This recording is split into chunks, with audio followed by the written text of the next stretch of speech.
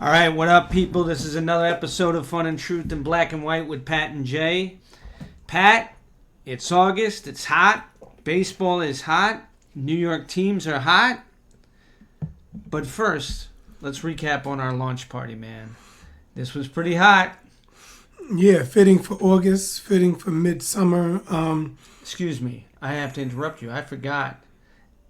The title of this episode is Crimes, Punishments, and Rewards. Very fitting. Now, hit me off on this launch party. How'd Very it go? fitting, and you guys will see why shortly. First, I want to thank the good people of Vibe Lounge ownership, Patrick and Dwayne, bartender, Sade. Thank you to all of them. Thank for them opening the doors and letting us rock out. We want to thank DJ Mikey Palms holding us down. Mikey also said that sound system was top notch. He had much compliments for the lounge and for Dwayne and the whole setup. So yeah, Mikey's been around, so his word means something. And it stormed that night.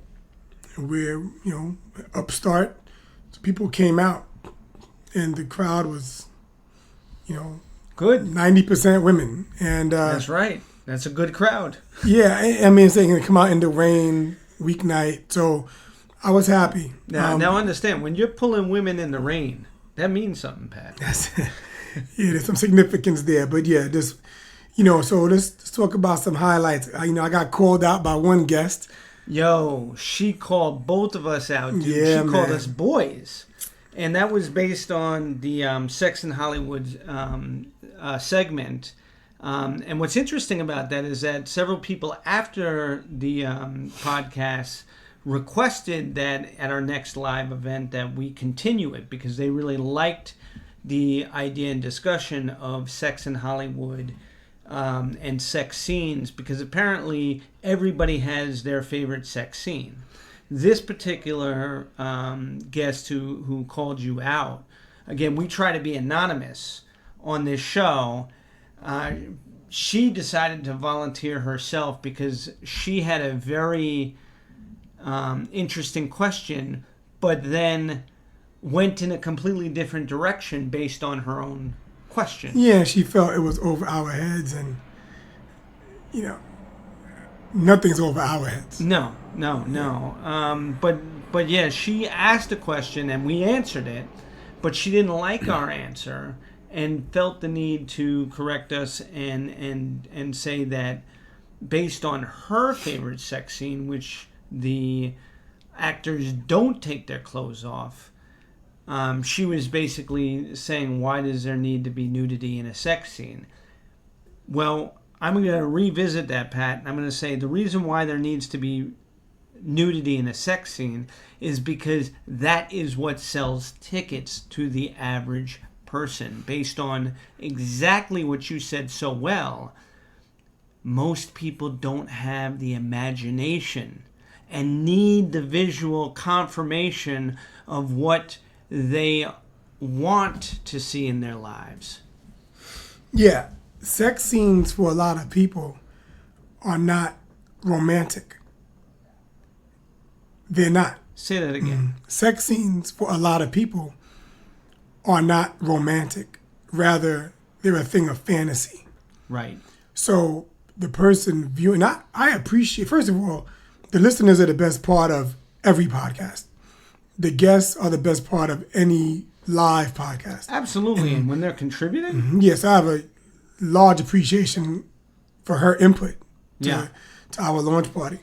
That being said, she did spice it up a bit. No question. And people are looking to feed or create fantasies when watching a sex scene.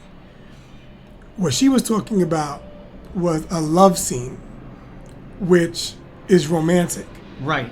And they can be mutually exclusive. They can be one and the same. And well, that's part of the reason why we do this podcast is we talk about love and sex and whether or not they're the same thing or if they're completely separate. and how they get intertwined. And in this particular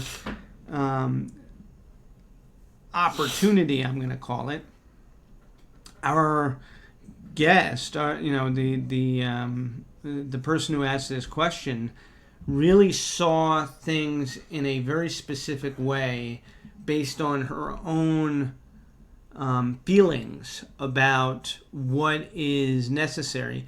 And I think the other thing that's really important here, Pat, is that you've said it several times on past podcasts, and I said it at the event, but the porn industry is the major player in Hollywood. People don't realize how much money is made in porn. And sex in Hollywood is a gateway to that industry. So understand, even if 90% of every sex scene in Hollywood is topless women, the reason for that is because that is how they get men stimulated into going out and looking for more of that particular thing and going in the direction of porn. And I think in general, you can fill in the blank because the blank differs. There's a broad spectrum. But I think in general, in an intimate scene, people are looking for something they don't have in their day-to-day lives. Right. So if somebody's wearing jeans, skirt, blouse, t-shirt, and they're kissing, that's something that all of us have in our day, like those clothes. Right. That the person is looking to see something different. Like a person might be following their favorite actor or actress, and they might admire that person artistically, or they might just think that person is extremely attractive. So there's already a curiosity there. 100%. It's funny that you bring that up because at the launch party we were talking about our favorite sex scenes, and I brought up Basic Instinct. Yeah, and you scared the hell out of me. Right. Well, I mean, surprise. But the point behind Basic Instinct was because if you think about it from exactly what you're talking about, and this is sex now, the mind fuck of being inside a woman who could kill you, and being able to stay hard, number one, but number two, being able to enjoy it, knowing that could be your last ride. So you're mind fucking yourself as well as getting fucked and mind fucked by the other person. So I blew it off at the launch party, but I gave it some thought since, especially because some of our live viewers and listeners didn't think we spent enough time on the overall subject. And you know what? I blew it off thinking about the gory murder. Yeah. But in hindsight, it's actually similar to when people have sex at work or at school or in public places, any place where they shouldn't. Right. And there's that, one of the arousing things is the feeling of potentially getting caught. Right. So getting caught is a bad thing. It can lead to arrest or expulsion or termination from work, but that's part of the thrill. So for Michael Douglas in that scene, or his character in that scene, knowing he's investigating this chick and she's guilty of murder, a heinous murder that she wrote about in her book. And he's sleeping with the enemy. And she's hot. Right. And he's performing, thinking to himself, am I next? Or do I have to do it so good that she keeps me around? Right. Like, right. There's tentacles to that, and I dig it. again, when you first brought it up, man, All you think about was the ending. what I was thinking about is how there's there are so many women out here. I'm not rolling my dice with the one that's a murderer. All right, so let's revisit that from the title of Crimes, Punishments, and Rewards, and the fact that exactly as you talk about people having sex in illicit places and compromising positions with the fear of getting caught lingering in the back of their minds, or it's out there, and on top of that, it's the danger with which you are doing something that gives you the thrill, that gives you the rush, and the euphoria that may come from that, climax, and the reward is the reward. So my question to you is this: is the reward the climax, or is the reward not getting caught? In the scenarios we just painted, like school, work, public places, that risk, I think the reward is the climax. Okay. And then it's an extended climax when afterward you have that buzz of having gotten away with it. Right. I think it's twofold. So you have a double reward. And I think for Michael Douglas's character, it was the wild sex. Fear was the catalyst. And when it's over, to be able to tell yourself, that was great sex and I'm still alive. And I felt like I was committing a crime, and my punishment was the feeling during the sex of being totally out of control and in fear. And the reward was so again, I'm going through the whole, line of thinking with you. And that is exactly why, to me, from a Hollywood sex scene perspective, that was the best movie. Now, I'm going to give you one because you said Boomerang, which was the Eddie Murphy crew, Harlem Nights. And the reason why, I can associate that, for you is that the sex scene with Jasmine Guy, they both are sleeping with their pistols. Right. And when he says, I thought you enjoyed it, she said, well, that was personal. This is business. And she's got a gun in his head. Right. So they went to bed as gangsters who were supposed to off each other. And that was the thrill of it. And when he wakes up in the morning and she's about to, take him out, she's like, yeah, this is your reward, which was more of a punishment. And there was the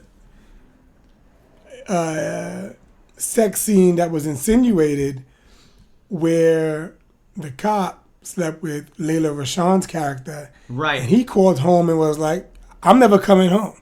Right. He slept with Sunshine. Right. And we talk about the power of the pussy and that sex can have. So, but the thing about those scenes we just mentioned, it shows a comedic irony to sex. And I think irony is an arousing thing. Like, if you are sleeping with someone and you guys are all friends with multiple people and only you two know that you're sleeping with each other. Right. I think it gets people off because it's like, it's our little secret. Yeah. So all of that goes into it. And I thought the Boomerang scene that I chose, because it highlights how a person can be looking for their version of perfection. Like, true perfection doesn't exist, but we all have a version of it. So for Eddie Murphy's character in that movie, Marcus Graham, he was sleeping with all these women.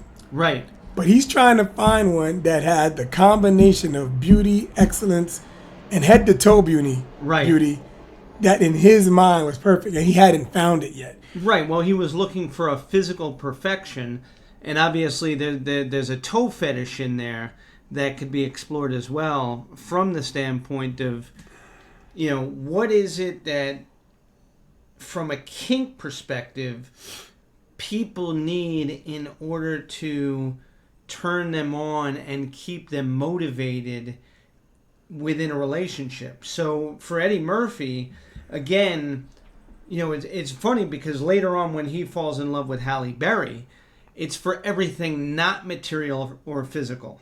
It's because she is a creative blossom that is genuinely into him, and by him helping her success and becoming something, it doesn't change her. Whereas with Robin Givens, she's all about power in that movie. Crime, punishment, and rewards, as a broad stroke, as a macro overview on Hollywood sex scenes in Hollywood. Give me a 1 sentence or like 20-second take on where you see it's going. Not just where it has been, because we just named 2 classic films that are older. Where do you see it going? Where do you think it is now? Where do you see it's going? Well, the issue that we originally discussed was in terms of intimacy coordinators, but in terms of production and stories and how scenes are going to again manifest in film, I still believe that the porn industry is pulling the strings. That's my first thing. So I don't think that is going to change, number one. But number two is the fact that I think they can only go in one direction, which is figure out how to make the scenes even steamier, even if they're shorter. Or even if they're, less... They can be less inclusive, but insinuate more. That's exactly like right. You cannot show any penetration or anything, or not even any nudity or mild nudity. You could have a nipple but you can show bondage tools. That's exactly right. You could show all sorts and of things. And you can do it with dialogue. A couple can be sitting in a coffee shop and let's order take donuts. 50 Shades of Grey. Okay. So the books are far more graphic than the movie was, simply because you could do whatever you want. It was erotica. But I think what the direction that people wanted to see 50 Shades of Grey in the movie for is exactly that gateway into where things could go for them visually, because most people had never explored BDSM. But as you stated, the layman doesn't have the imagination. Right. Correct. And let me just say, back to what I was saying about insinuation. They can shoot a scene where someone's in a coffee shop and person A tells person B, so you had a good time last night? Person B's like, yeah, it was great. I love making love to you. Right. Person A can say, yeah, what was that with the urine? Like, without showing any sex. Right. So you can, even with the dialogue. That's a brilliant point. They can insinuate more. That's a brilliant point. The last thing I want to say on this subject is, when discussing sex scenes in Hollywood, you just made me, I'm sorry, I have to cut you off, but you just made me realize how far that could go, because you could literally be like, I couldn't believe that you took a shit on me or something like that. Here's another one-liner. They could say, again, they're middle of ordering brunch. Yeah. Person A could say to person B, so what's with you ignoring my safe word last night? Right. I thought I was going to lose consciousness. Yeah. So now a person with an imagination can take with that and go, okay, and now... the other person could be like, well, I was changing your reality. Yeah. So you hit it on the head. So, but again, the writers need to be creative as well. And that's another issue. That's agreed. But let me just say this. Mm-hmm.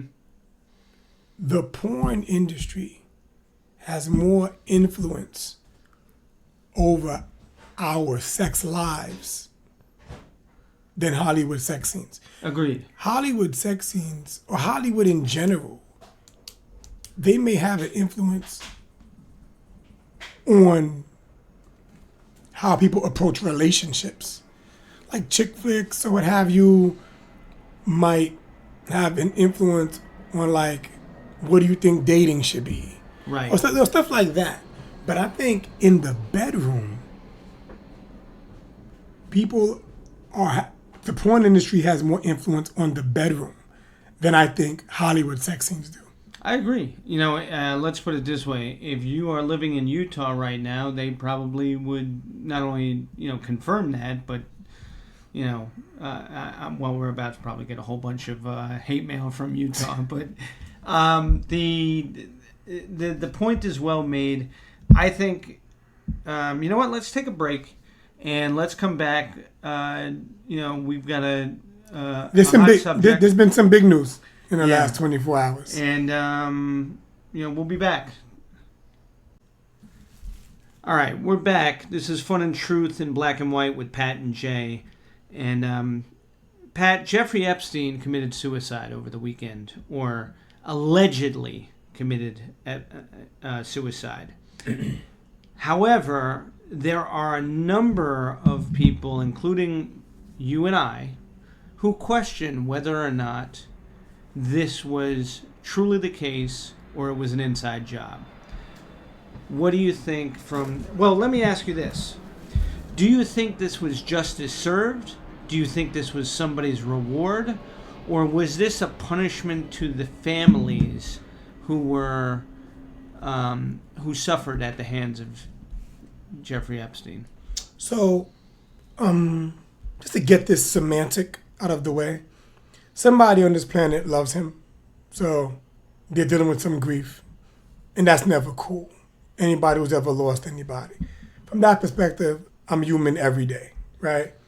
But crime, punishment, and rewards. First of all, allegedly, he was on suicide watch, then he wasn't.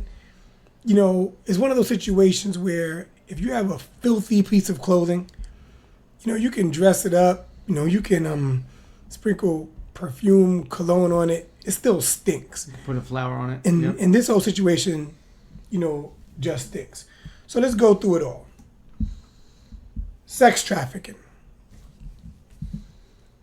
He was basically using underage girls, you see, as a way to be the man. There's a roach that you've stepped on with muddy boots that has more value than a sex trafficker, right? So again, I am the wrong person to talk to about anything regarding the abuse of people, right?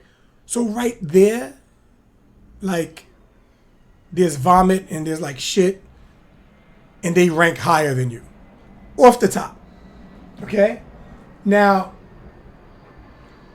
punishment. Is it justice served? Well, some would say just burn in hell. You're a coward. If he committed suicide, he's a coward. He didn't want to face the music in prison. Right. You know how it gets down in there. Valid school of thought. If it was a cover-up, then there's another coward somewhere else that didn't want him testifying against them. Right. Right? Or there was somebody that really wanted to just take him out. 100%. So it's one of those situations that stinks so bad, and the planet Earth is better for him not breathing our air anymore. Right. Yes. But it's one of those things, man. There's going to be a movie made about this. Yeah. Years from now. Absolutely. And the person who wrote it might be on his side, not on his side, or just somebody that has a conspiracy theory. Well, they wanted to take the opportunity to make a movie about this. But, I am going to take a slightly different view only because I think that we are so much in alignment on the pedophilia, sex trafficking side of this that it's really about the punishment and the reward. And I'm going to tell you that I have thought about this from every angle. And Epstein had plenty of money. So if he wanted to commit suicide or if he wanted to, off himself, truthfully, he could have done it any number of ways because, rich people have access everywhere. And to hang himself in his own cell after he was on suicide watch and then off suicide watch, to me, that is a funky situation. So I'm gonna say that my feeling is that based on the fact that we are not alone, in fact, the majority of people in jail as well as out of jail hate pedophiles. he didn't have anybody on his side. That's the first thing. And the second thing is that he had so many enemies by the time this came around, whether or not it was somebody who didn't want him to testify, or it was somebody who was basically saying, you know what, I'm doing the world a favor, I'm doing the families a favor, they may hate me now, but love me later, but this guy's got to go. When you speak about his resources, just slightly off topic, but like an abridged version of the topic, do you think he had resources to the point that he could make himself disappear? I absolutely do. Even in today's world, the internet being what it is, social media. It's still possible to disappear. So you're saying money talks? In some ways it's easier. Absolutely. In some ways it's easier than it's ever been. Because again, understanding how the world works and social media and everything else, the truth is that if you are using cash and you don't have any electronic equipment, so if you're a minimalist, you literally can disappear in ways that you could never disappear before. Okay. All right. Let's pay some bills, Jay. Yeah, we'll be right back. All right, we're back. So, Pat, we've talked about his crime, and I think we agree on that. The punishment, obviously, there's conflicting opinions on whether or not, him committing suicide was a good thing. But let's talk about the rewards. And I see the rewards as all of the people that Epstein had in his Rolodex, basically getting a reward out of him being gone now. Because although there's a mountain of evidence that, could implicate certain people and there's still a lot to discover, the reality is with him gone, a huge factor in pursuing this goes with that. And so now the reality is the families who wanted to get retribution on him, they've got nothing, right? And all the people that were involved in this from the standpoint of accepting solicitations or being a part of his network or just supporting him in any way with advocating that he continue to do what he's doing. These people are rewarded now by the fact that he's gone. So, two angles on the reward leg of this. Those who were victims, right, may feel rewarded that he's gone. He's gone. Of those who are victims at his hands or his actions or his trafficking or what have you, some may be disappointed that he didn't get a chance to suffer right longer. Mm-hmm. And then the other side of rewards are his cohorts. That's right. That now might feel a sense of relief. That's right. Because there may be some things that are not recorded. Yeah. And without him having to take the stand under oath, maybe things go away, or they at least have a glimmer of hope. Yeah. Yeah. That things go away. I'm gonna take a side on this also that is gonna be very controversial, and that is that bringing it back to Robert Kraft, and even further back to Uncle Trump when he said that he grabbed him by the pussy. This is a trend of older white men in general. They're not the only ones, but older white men who have the resources being able to use their resources to fuck whoever they want, even if they're underage little girls, even if they're young women who really don't have the confidence yet to be able to stand up for themselves, which is what Me Too and Time's Out are really trying to bring women together through. But it's men who want to use their privilege and power to take advantage of people that they think are less than them. And Epstein committing suicide or being taken out, whichever way, Epstein being gone, to me, the reward is for older white men being off the hook a little bit. Wow. So you're saying prior to yesterday, a lot of these, as you put it, older, wealthy white men were nervous about him taking the stand or about more coming out. That's exactly right. And it's still going to come out, but I think it's going to be a little hollow. It's not going to have the same strength because he's not here. So the ability to take this, as you say, and run, it's got legs to it. I think the legs were cut off. You know what? Now the attorneys for whomever else that might ever be questioned about Epstein's involvement in whatever else, now the attorneys can harp on speculation. 100%. And that's why I think that's the real reward is the fact that, they can say, well, that's speculation. We'll never know. And then that means the real loss is anyone who wanted justice. That's right. Or wanted to feel. That's the punishment. That's the people who wanted justice will never feel they are going to be punished for the rest of their lives in terms of never getting that feeling of justice. And going forward, we need to have an episode or a segment of an episode dedicated to the untruth that crime doesn't pay. Yeah. I think it was probably one dude that said things like opposites attract. It's more like crime makes a down payment, isn't it? Right. I mean, the person that said money can't make you happy, all these things, that person probably said that crime doesn't pay. Right. Because it's nonsense. Yeah. There are plenty of people that figure out how to get away with the crime and make it pay. I mean, one example, and this is a much, much, much, much, much lighter note, but take A-Rod. Yeah.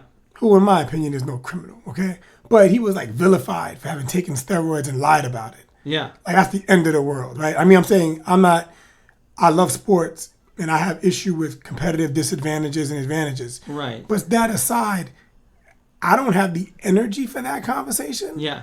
Because there are so many worse things happening in the world. Well, right? that's true. And the truth is that his reward of being honored with enshrinement in Cooperstown is left up to the sports writers to decide. And his punishment is whether or not they know he's in limbo. But what I was going to say, though, is take a guy who, in this weak media-driven world, I guess we're part of the media now, but whatever. Yeah. This dude he won. And if we're going to even classify what he did as a crime, which I'm not, but for the sake of this conversation, this dude is knocking down J-Lo. Yeah. He's on ESPN, the very network that tried to hang him in Town Square type thing for lying. And he's a world champion, 2009. Multi-millionaire. I mean, you're going to tell me that cheating didn't help him? Well, it helped him in every way. Yeah, I mean, and this is something we brought up before in past podcasts about the fact that cheating is actually a part of sports. Although there's cheating from a standpoint of getting an edge or an advantage without, and then there's cheating where you get an edge or advantage with. And to not lose direction. Again, that's not the greatest analogy, but just as a microcosm, looking at it on a bigger scale with real crimes. And I mean, rob a bank, get caught, go to jail. Some smart ass is going to say, crime doesn't pay. But for the person that got away with it, that never has to work again, stop it. Stop.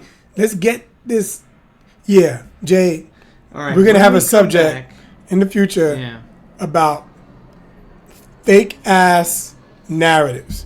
Okay. Crime doesn't pay is one of them. When we come back, we're going to talk about makeup sex. And Pat, I want to talk about it from the standpoint of you commit a crime, you get a punishment, and then you have makeup sex. All right, we'll be back. All right, we're back. This is Fun and Truth in Black and White with Pat and Jay. Pat, makeup sex is one of those topics that people talk about with rose-colored glasses, and how incredible the feeling of makeup sex is. So let's examine this from crimes, punishments, and rewards. But Jay, there's different types of crimes and different punishments get applied. And we already discussed the rewards. We're going to discuss the effects of the reward. So let's talk about this from like a couple of different angles. Okay. All right. Let me give you one. Bad argument. Yeah. Mean things stated. All out war. I mean, like things to attack someone's womanhood or their manhood. Right. Things to embarrass the other person. Like the kind of words that cut deep. Yeah. Not just, you know. You literally feel like you hate the person. Yeah, not just I can't stand you, how could you, but things like, you know, why did I marry you to begin with? Or things like, I should have left 2 years ago. You're a worthless piece of shit. Or things like, you know, you're really, or things like, you know, Daryl wouldn't have done what you did. Right. Or things like, Carol wouldn't have done what you did. Right. So let's talk about it from that. So let's. Okay. I'm throwing this off the backboard. You fly in, dunk it, lay it up, do what you want. Bitter argument with hurtful words stated. Go. Okay.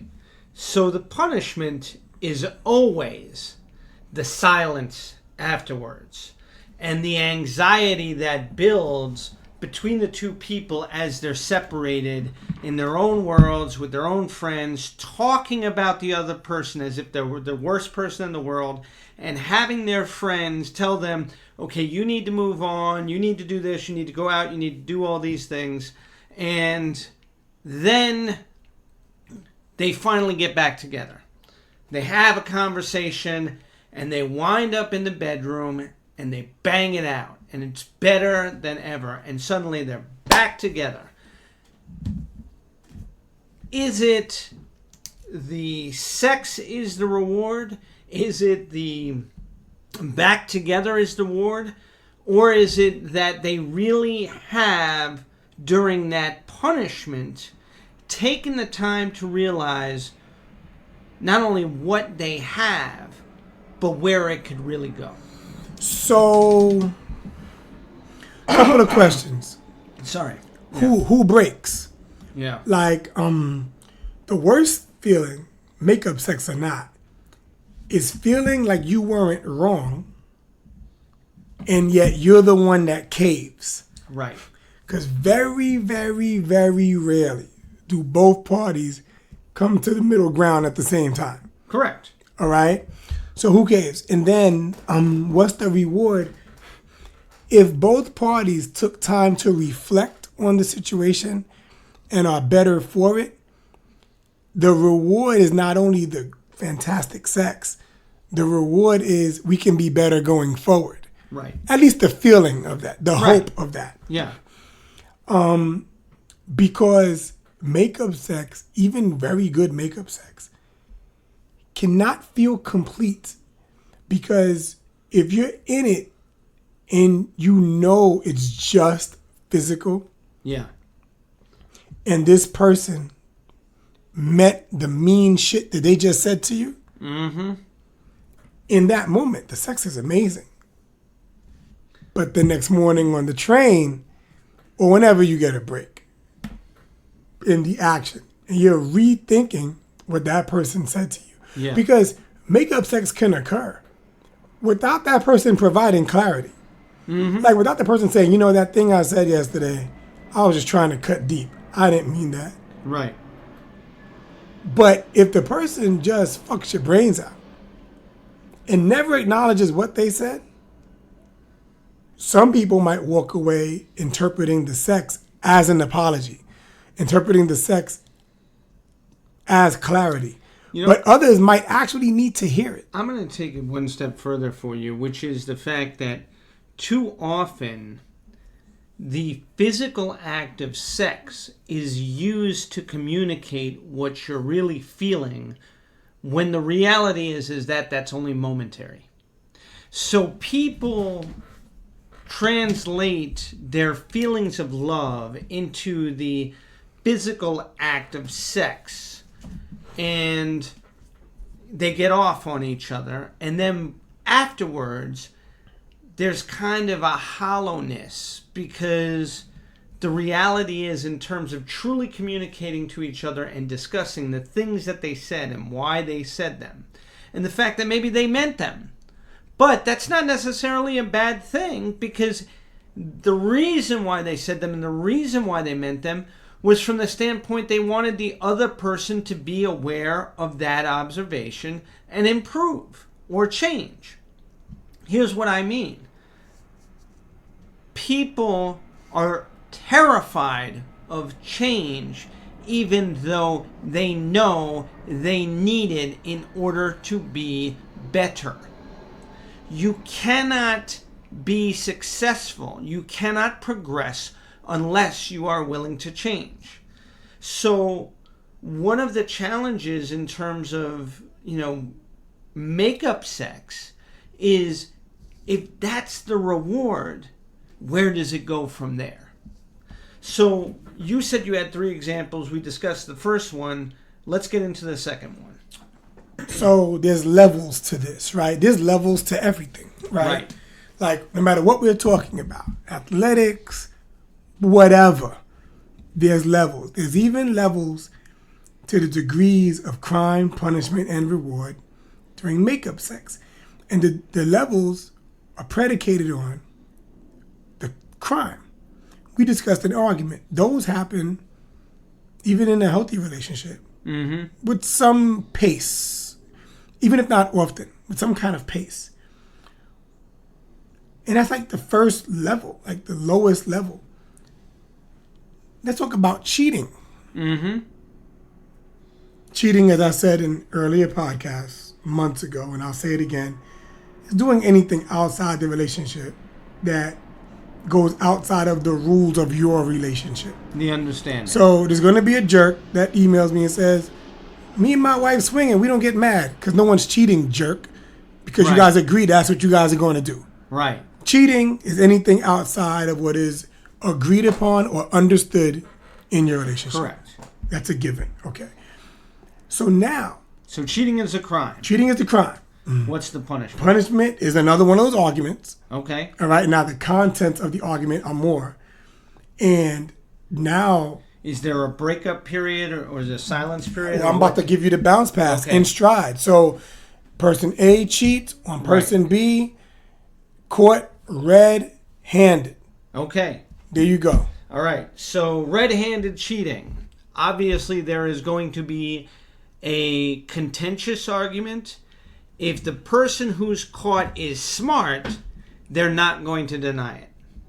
Okay? So that's the only variable here, is whether they deny it or not, because that's going to, turn this into a real quagmire if they deny it.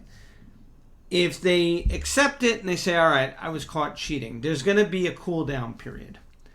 And then there's going to be a revisiting of, what do we have at stake here? What are we, really about? And then there's going to be makeup sex.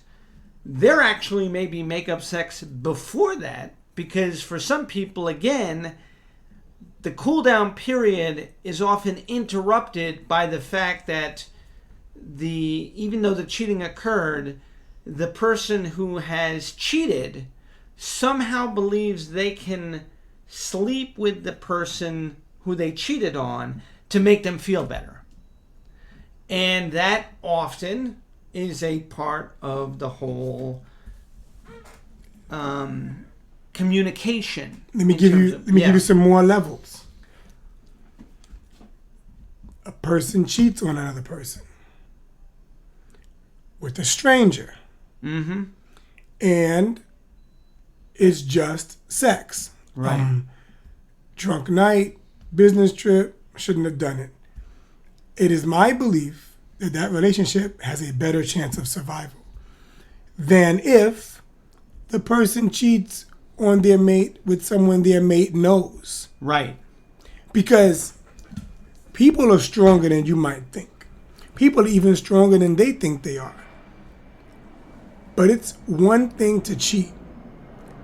It's another thing to embarrass. Yes. Because now, a woman, or a person, excuse me, I can't believe what you did to me. But they only have maybe the one person they trust to tell the story. Other than that, God looking in the mirror. But if your group of friends all know that you cheated on this person with someone else in the group, you're doomed, because now your mate has to relive it all the time. Or they have to run away, and they'll always resent you for having to leave their home, the city they love, or what have you. Right. So there's levels to this. Right. Yeah. No. And I think if a person cheats, I just described the whole isolated incident, drunk night, what have you. You want to really break up and destroy a relationship? Go ahead and have 2 Thanksgivings, 2 Christmases, because now you're living a double life. Right. Like, again, the person who might have forgiven you. And a lot goes into forgiveness. I think a lot of us can rationalize, as much as it might hurt, we'll rationalize, oh, they were just horny and under the influence of something. Or we were having a bad stretch of time. It's partially my fault that they were vulnerable. And that person had good timing and met my mate. But is that part of the punishment? It's part of the crime. It's part of the crime. Because, but if person A finds out person B has been doing this for years, and because now it doesn't feel like an isolated incident. It feels like, oh, this is thought out, contrived, planned. You were sinister, you were sneaky for a long stretch of time. It wasn't an isolated moment. Yeah. So, levels to this. Yeah. Again, I passed it back to you. Yeah. You know, the interesting thing about this particular level is that the reward is about how they move forward. So the makeup sex in this particular case can actually be part of the punishment. Because if the person who is trying to keep the other person in their life that they cheated on, and they sleep with them thinking that that is going to make them feel better and that somehow things are going to continue, they're punishing themselves. Because the reality is that as the villain, the ability to understand what you've done, the impact that you've had on a person that cares about you, and really being able to step back and look at it from their perspective, that they're willing to stick by you regardless of what you've done, and that your reward is that you can be stronger out of this based on your own weakness. One more scenario for you. Before I give it to you, I just want to say, when a person forgives, I have been told by people, you know, he or she forgave me faster than I thought. It was easier than I thought. And it adds a layer of punishment, because the culprit is now thinking to themselves, he or she forgave me so fast, they must have cheated on me first without me knowing. Right. They must have cheated on me because, and they must have forgave me because they understand what it's like. Right. Because they did it and they feel now we're even. Yeah. Well, you'll never know. Right. And that's the funny thing about it is that. So the punishment is now having to wonder. That's correct. Yeah. Last scenario I'm going to give you. Make-up sex after a person changes the other person's life and lifestyle. And here's what I mean. So we talked about a regular argument. We discussed infidelity. What if there was no argument? There was no cheating. And person A made some bad investments and lost your nest egg, your life savings that you built together. Right. Now, your future, your financial future, like your comfort level, how you can live, has been altered. And your present day life and your comfort level and how you're going to live has been altered. Is that forgivable? And is that something that can lead to makeup sex? And I bring it up because an argument can last 5 minutes, 10 minutes, and then the aftermath can last several days, maybe even weeks. Cheating, if it's an isolated thing, the actual act itself might be a one-night stand, though the damage might be lingering. But in this financial one, it might take 20, 30 years to recover, depending on, if at all. Right. So it's possible it's not recoverable. Right. And if recoverable, it may take a very long time. Yeah. This is a chess pass from mid-court. Come around the pick, grab the pass, and tell me what happens then. All right. I'm going to tell you, and the truth is that this is not a pull-up jumper. This is one of those, you got to fake and get past the defender to get the open look. The reality is that the crime, in this case, is not the loss of money. The crime is the abuse of trust. And here's what I mean, because it may be an innocent mistake. Like a bad investment. Yeah. Like you don't have to be a gambling addict right. to lose a life savings. Right, right. You might have thought this idea was really going to work for this venture. That's 100%. Right. But that's also the problem. In other words, the crime is in your own arrogance to not look at what you're doing and say, the impact of this failing is going to have repercussions that I may never be able to, overcome. If I may, I agree with that, but pass the ball back to me because I think I'm giving you a behind the back pass. There's an ad lib to it, which is, you mentioned the word trust. Something with that level of stakes should be a joint decision. 100%. Because now, if you fall together. And it's a joint decision made on both parties knowing all the information. So that's why I said the crime is in the fact that the person committing the crime, if they have not shared all the information with the other person, and they go ahead and they do this, and they lose everything, the punishment now is not in telling the other person. The punishment is in the realization that they did something that put the other person and whoever, are the family, whoever else is affected. Right. In jeopardy because they didn't trust the other person's opinion, even if they said no. And they say the road to hell is paved with good intentions. And even if you really felt, well, if this works, I can help out all of us. There's a tinge of arrogance in that. That's exactly what I'm saying. That you can't be afraid of your partner's no. You've got to be able to bring it to them, knowing and understanding. They're probably going to tell you this is a bad idea. And the reason why you married that person or why you're with that person, even if you're not married, the reason why you're with that person is because of a level of love and trust that you have in them that you're now pushing aside as if it's irrelevant.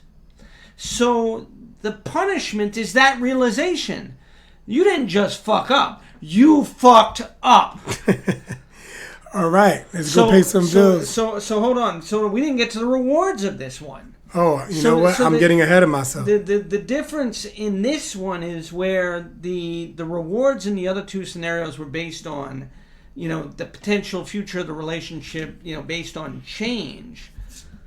The reward in this relationship really is about a whole new direction that you have to take together now if the other person wants to stay with you. Because most of them will be like, you know what?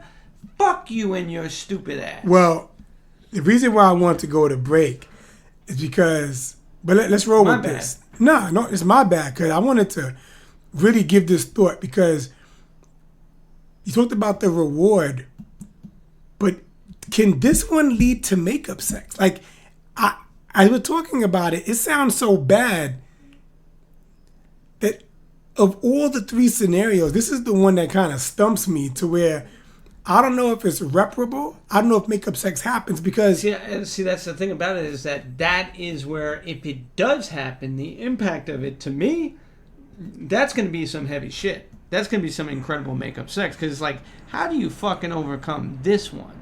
The level of trust that you've lost. Sex, all types of it, really come down to trust. Comfort level. Trust. And comfort level, which is part of trust. And I think in this situation... To rebuild that trust. And you're causing stress. Yeah. Because see, in an argument, the rationale could be, oh, you said things you didn't mean. I said things I didn't mean. You were tired. I was tired. Blah, right. Whatever. In the sex thing, it's, I'm going to outfuck this other person. Right. Or you just wanted something different. You'll be back. Right. In this situation... It might be, how are we going to retire? How is little Joey going to college? Right. How are we going to pay these bills? How are we going to get that house? And I think it's difficult for a person to lay down or stand up or whatever position and clear their minds to have any kind of sex, let alone makeup sex. Yeah. I think... You know what? I'm going to need the audience to weigh in on this. All right. Now we can go pay some bills. Before we do, please email us. Scenario 3, life savings blown. And it wasn't a joint decision. Yeah. Blow our minds. Would you say blow one more time? But would you stay with your mate? And is makeup sex plausible and possible? And would you blow them? All right, we'll be right back. All right, we're back. So Jay. Yeah, Pat. A couple of announcements for our loyal followers. And we have some new followers as well this week. We appreciate you guys. It's August, it's hot. We have some traveling to do. We'll be back in September. Just want to make a couple of announcements. See you in September, baby. First, I want to reiterate the major announcement. For those of you that couldn't make it out to the launch party, on November 25th, 2019. That's a Monday, people. At a location we will disclose at a later date. Jay and I are entering the squared circle. We are boxing for charity. One charity is Patriotic Hearts that Jay is a part of, and I support that. And we are in the midst of securing another charity to support. We will be raising a minimum of $20,000 to donate. We're asking for your support. Yes. Please, these are worthy causes. And it's a great event. I think the tickets are $125, so if you can make it and have some fun, I'm going to knock the shit out of Pat.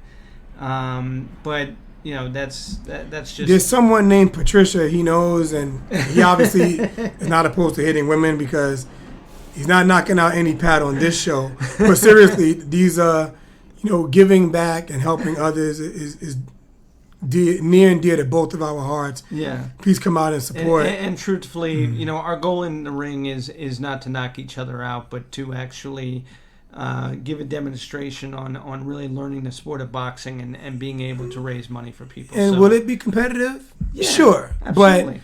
But, no love lost here. We'll be brothers after, brothers before. Yep. And we'll hate each other for a few rounds. That's right. So we'll be back in September. In September, a couple of things of note. Our training begins in September. That's right. We'll keep you guys abreast of that. as it goes along. But also, the next live podcast, shout out again to DJ Mikey Palms. yes, will take place in Brooklyn, New York this time. Again, location to be determined, and we will let you guys know. That's right. Now, Jay, we have to close, as always, with your I don't give a fuck, followed by my PSA. Pat, I don't give a fuck about people who have a problem with my happiness. And here's what I mean. My decisions to be happy are based on what I want for myself and my needs. If you got a problem with what makes me happy, fuck you. And what I want everybody out there to understand is that it does not matter whether you're 20, 50, 80, 150. I don't care.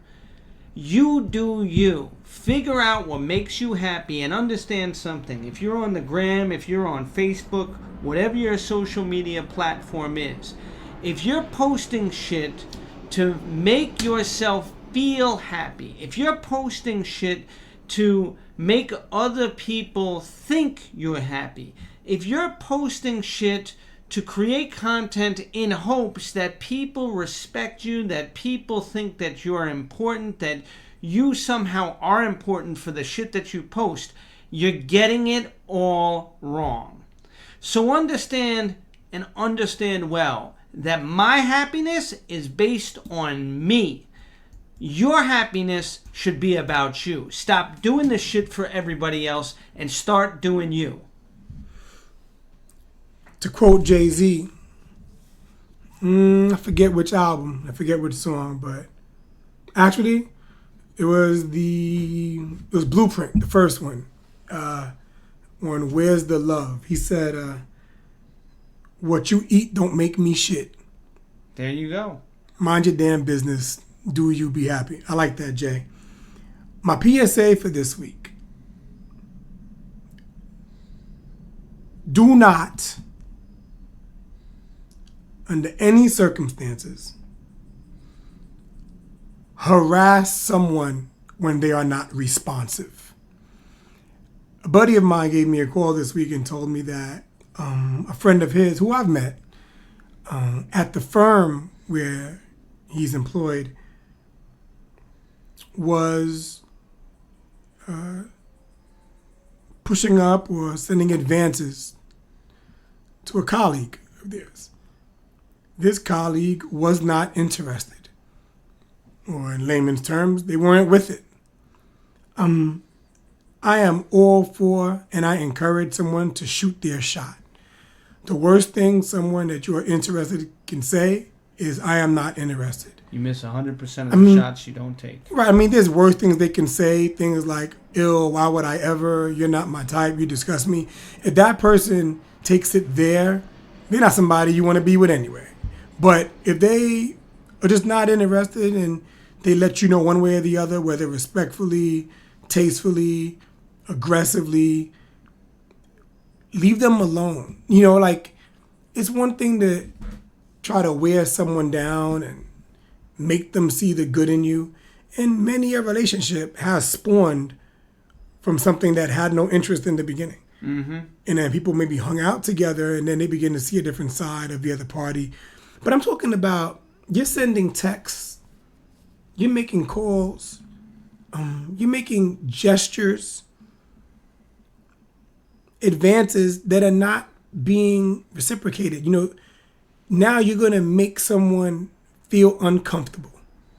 And that's going to also have a side effect. Yeah, who are you, A, to make someone feel uncomfortable? And B, you know, move on. So it's wrong, and you can lose. You can lose your job, as in this guy's case, he was terminated. You can lose your dignity, you know, if you have any, and your pride. So I say it's a dick move. You know, do not harass someone that is non-responsive. Take your shot. If not reciprocated, move on. Admire that person from afar. Get over it. And whatever you do, if you're going to take, let me just say this, taking your shot is not putting your hands on someone. People are not public property. Right. That's my PSA. All right, listen, Pat. I think it's been a great summer. We're coming back in September. It'll still be hot. We'll still be lighting it up. And for all our listeners out there, we hope to catch you on the next go round. So, peace and love. And Jay, before we sign off, the feedback has been great.